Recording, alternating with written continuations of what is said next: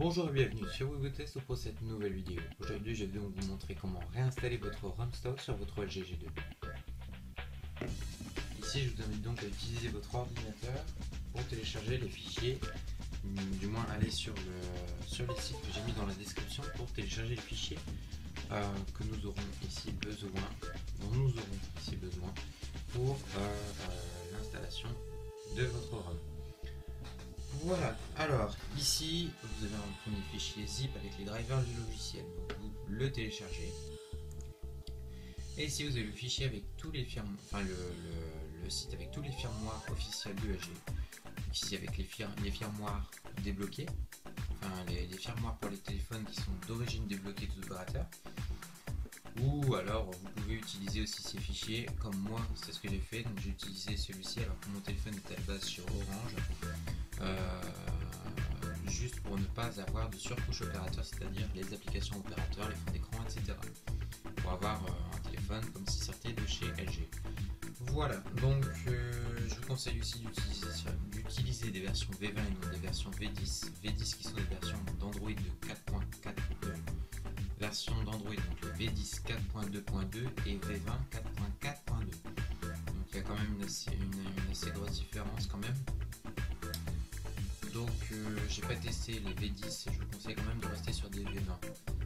Voilà. Alors ici, donc, comme je vous ai dit, j'ai téléchargé celle-ci. Ça prend environ une petite demi-heure. Voilà. Alors une fois que vous avez tout téléchargé, tout devra se trouver dans le téléchargement ou dans le dossier dans lequel vous avez sauvegardé vos fichiers. Donc ici on a ce dossier-là qu'on va extraire avec WinRAR ou un autre logiciel. Voilà, je vais fermer WinRAR et ici j'ai mon fichier NKDZ que je vais mettre sur le bureau pour que ce soit plus pratique. Voilà, donc arrivé ici, je vais ouvrir mon dossier avec tous mes fichiers et je vais installer donc les drivers LG. Alors vous faites oui, donc à savoir que l'installation peut être assez longue en fonction de ce que vous avez sur votre ordinateur, de la configuration que vous avez, etc. Moi ici, bon, j'ai une tablette Samsung Slide avec un i5 qui a un SSD donc de 64 Go.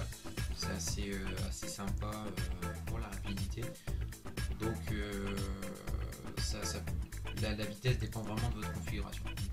Ici, je suis passé donc, comme vous avez pu le constater, au fichier numéro 3 avec B2CA Setup que je vais lancer. Voilà, donc ici il va faire une recherche de mise à jour comme je dis. Donc on va attendre un petit peu.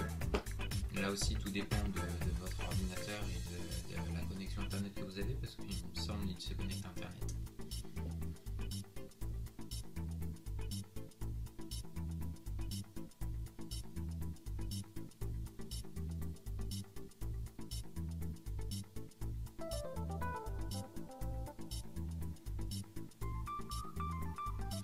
Bon, à savoir aussi, je le précise que la manipulation n'est pas très compliquée. Il n'y a rien de, faut pas être ingénieur pour faire cette manipulation. Voilà. Donc, dans tous les cas, si vous avez des petits soucis ou des questions, n'hésitez pas à m'en faire part par commentaire. J'essaierai d'y répondre le plus rapidement possible. Et à savoir quand même que toute manipulation ici qui sera faite ne pourra être si jamais vous avez un souci, en aucun cas je ne pourrai être tenu responsable ou le créateur de cette manipulation ne pourra être tenu responsable. Voilà, donc ici j'ai installé le petit logiciel, je passe au fichier 4, je vais changer le fichier host. C'est un fichier Windows, donc vous allez dans le disque dur, vous avez installé Windows, vous êtes dans le fichier Windows bien entendu, système 32, et vous aurez un fichier driver, vous allez commander dessus, et etc, etc, etc. Et vous collez, tout simplement. Vous ne faites pas de sauvegarde de l'ancien, ça sert à rien, on a déjà une sauvegarde au préalable dans le fichier avec les drivers. Voilà. Donc ici, je retourne dans mon dossier, savoir en tout cas que le fichier host est très important. Voilà. Maintenant ici je vais faire le fichier 5, installer ça. Voilà, je fais agree, update et add to start. Je rentre le mot de passe qui est admin ADMIN en minuscule et je fais install. Voilà, donc arrivé ici, je peux fermer, tout s'est installé comme il faut. Ensuite, je vais dans le dossier 6, je copie tous mes fichiers et je me rends donc dans ordinateur, disque local C, toujours. Je vais dans SHTTPS, donc c'est le petit logiciel qu'on vient d'installer. Donc moi ici c'est marrant, c'est que j'ai pas de fichier. C'est vrai que c'est marrant ça. En principe vous aurez un fichier, bon, voilà moi je l'ajoute et c'est pas grave. Vous aurez un fichier W2. Ah non, excusez-moi, non. En fait c'est parce qu'il me semble qu'il faut le lancer au moins une fois. Voilà, donc j'ai ici mon fichier www qui s'est lancé. Voilà, j'allais en créer un mais non. Et je vais donc coller les fichiers que j'ai copiés au préalable. Voilà, donc excusez-moi. Et donc une fois que tout ceci sera fait, vous retournez donc dans votre dossier. Vous allez au fichier 7. Ici, alors vous allez copier et vous vous rendez dans le disque local C. Et à partir d'ici, il y aura une petite manipulation à faire. Vous faites rechercher. Si vous êtes sur Windows 7, vous allez dans démarrer, vous aurez la petite barre de recherche en bas. Et vous tapez afficher. Voilà. Afficher dossier. Moi il le met. Voilà. Afficher les fichiers et dossiers cachés. Vous cliquez dessus et vous faites afficher, appliquer. Voilà. Donc vous voyez directement mes fichiers cachés sur l'ordinateur se sont affichés. Vous allez dans programme data et vous allez voir LG Mobile AX. Vous cliquez dessus, vous retirez tous les fichiers. On va faire ceci pour tous les éléments. Je vais avoir un truc ouvert. Donc si vous avez un truc ouvert et que vous avez le même message que moi, vous faites CTRL Alt Sub gestionnaire et vous allez voir qu'il y a en principe voilà, le petit programme ici qui est ouvert. Vous le fermez, vous faites faire une tâche et il n'y a pas de souci. Après c'est possible que vous ne l'ayez pas. Moi en fait j'avais déjà fait des installations préalables donc c'est normal. Voilà, et là maintenant si je fais recommencer et continuer, tout est supprimé. Je colle ensuite les fichiers que j'ai copiés au préalable et je retourne dans mon dossier. Voilà. Arrivé ici on a presque terminé. On va aller dans FlashCon, FlashTool. Arrivé ici on fait Windows, on clique sur Windows Enabler. Et vous allez voir qu'il y a un petit logo ici en bas qui s'est mis dans la petite barre de tâches. Vous allez dans le petit logo en syllabe en bas, je ne sais pas si vous voyez. Vous cliquez dessus et vous avez Windows Enabler qui s'est connecté.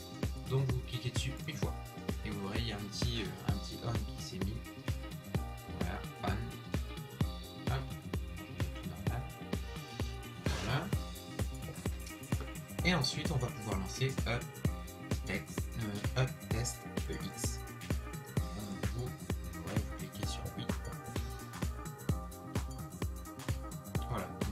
Là tout est bon, il n'y a pas de souci. Vous allez par contre il y a encore une manipulation à faire. Donc là si déjà là ça s'est lancé comme il faut, il n'y a pas de souci, on peut fermer. On va dans démarrer et on recherche donc notre petit logiciel qu'on avait installé tout à l'heure qui s'appelle donc Small HTTP Server. Moi il est ici, si vous avez Windows 7 bien entendu il ne s'affichera pas comme ça. Donc soit vous le recherchez dans vos fichiers, vous savez où est-ce qu'il est, soit vous le tapez directement dans la barre de recherche Windows, vous avez votre logo là en bas, vous avez la barre blanche toujours comme tout à l'heure au-dessus, et vous tapez donc Small HTTP Server. Il devrait s'afficher, vous cliquez dessus et vous voyez qu'il y a ceci qui s'est affiché. Alors ici qu'est-ce qu'on fait? On va dans Settings, HTTP, et on voit qu'ici tout est réglé déjà. Sauf que nous on va tout changer, on est des fous, on va tout changer. Alors on va mettre 100 et en dessous on va mettre 9002. Voilà, on fait OK. Et vous voyez que tout de suite tout a changé. Donc ça c'est bon, en principe il fonctionne encore. Donc il n'y a pas de souci. Et je vais réexécuter mon fichier uptest EX. Voilà, donc je branche à ma tablette.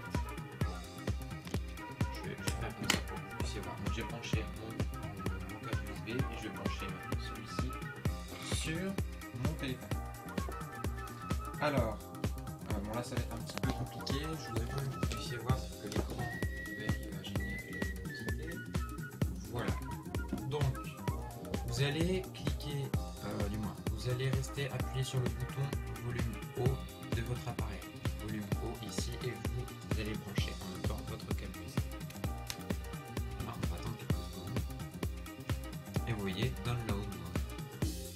Et là, donc, il met ça, et l'ordinateur est en train de détecter, vous allez voir ici, qu'il est branché. Là en bas, on voit tout de suite qu'il est en train d'installer des périphériques avec les drivers qu'on a installés tout à l'heure.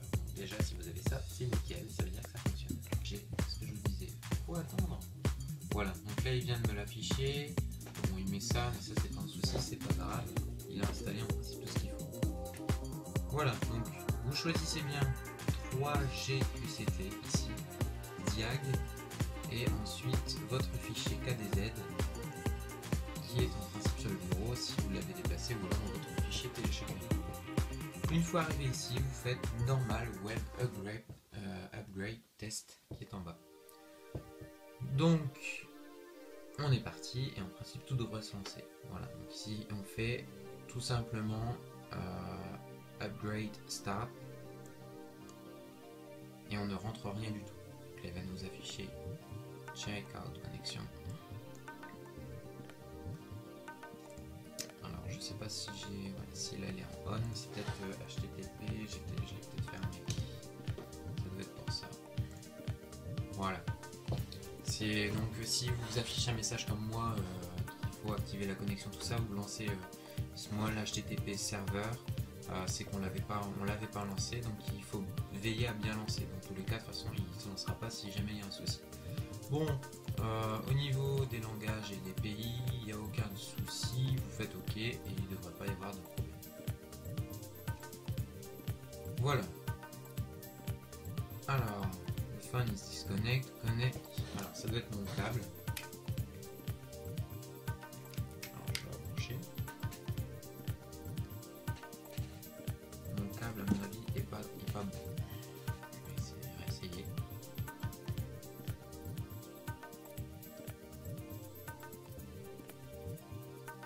Mais par moment, rien que pour un câble, ça peut être gênant. Bon, il a trouvé mon téléphone, donc ça c'est bon. Et là il va commencer.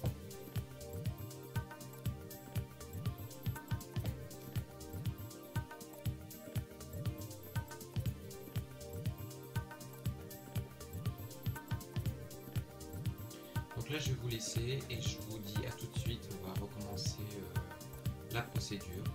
Du moins on va recommencer. Non, je vous reprends tout de suite, pardon, une fois la procédure terminée. Là on est déjà à, je ne sais pas s'il va calibrer ou pas. Voilà, on est à 7%, 8%, donc ça devrait aller relativement vite. Je vais simplement aller en accélérer.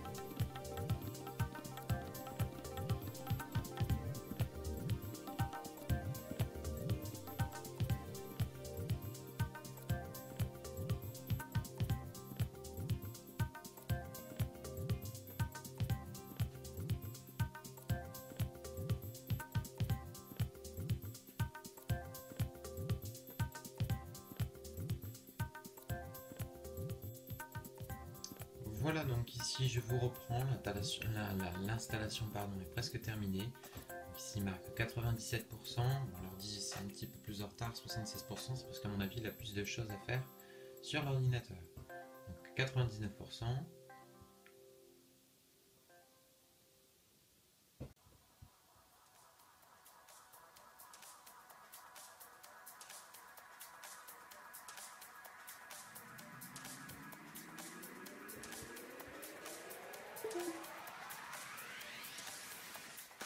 Voilà, donc le téléphone redémarre. La procédure s'est bien terminée sur le téléphone. Bon, toutefois, je vous conseille quand même de bien, une fois que le téléphone, en fait, voilà, donc là, il met bien comme quoi tout fonctionne. Quand je l'ai déconnecté, ça c'est peut-être important, de toute façon. Bon, je le laisse connecter. Bon, maintenant, ce que je vous conseille quand même de faire, maintenant qu'il est réinstallé, c'est, même si on vient seulement de le réinstaller, faire une restauration complète. C'est-à-dire, vous allez presser en fait les deux boutons arrière du téléphone, donc volume moins et le bouton au milieu ici. Voilà, donc celui-là et celui-là en même temps. Bon là il redémarre parce qu'il va faire comme s'il était en charge, c'est pas un souci. Du moins, non, il redémarre vraiment. Donc ce que vous allez faire, donc, vous restez, du moins vous allez pouvoir en fait débrancher le téléphone et vous allez le redémarrer. Donc vous restez appuyé dessus, il va s'éteindre une première fois et ensuite il va se rallumer et se rééteindre. Voilà. Il s'éteint, voilà. Donc là il est éteint, il n'y a plus aucun souci, on peut, voilà. Ensuite on va redémarrer, toujours avec les mêmes boutons, sauf qu'on va faire un truc en plus. Vous restez appuyé, vous lâchez, vous rappuyez sur le bouton du milieu, le bouton gris.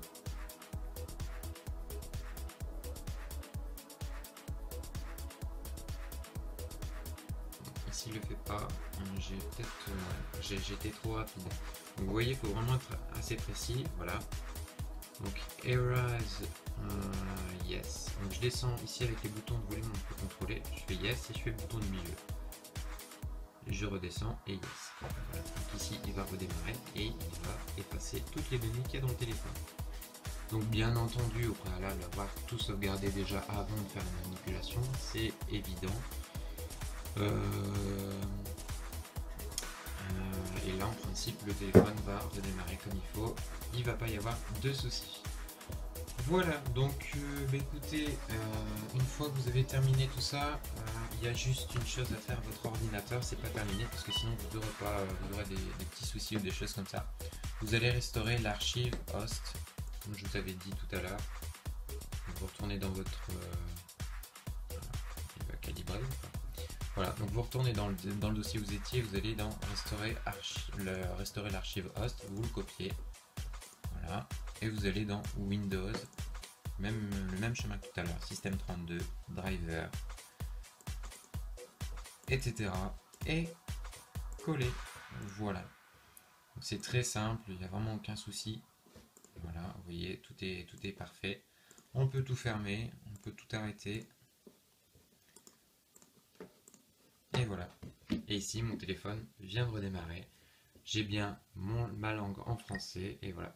Tout fonctionne parfaitement. Voilà. Donc, si vous avez des questions, n'hésitez pas à me les poser en commentaire. Ici, vous avez vu comme quoi la manipulation est quand même assez simple. C'est assez long, mais simple. Il n'y a pas, comme je disais tout à l'heure, faut pas être un ingénieur pour pouvoir faire ça. Voilà. Donc, écoutez, si vous avez aimé cette vidéo, vous pouvez mettre un petit j'aime. Et en même temps souscrire à ma chaîne. Voilà, si pour d'autres vidéos, hein, notamment des installations de ROM ou des choses comme ça. Voilà, en tout cas ça me ferait vraiment plaisir. Merci à tous.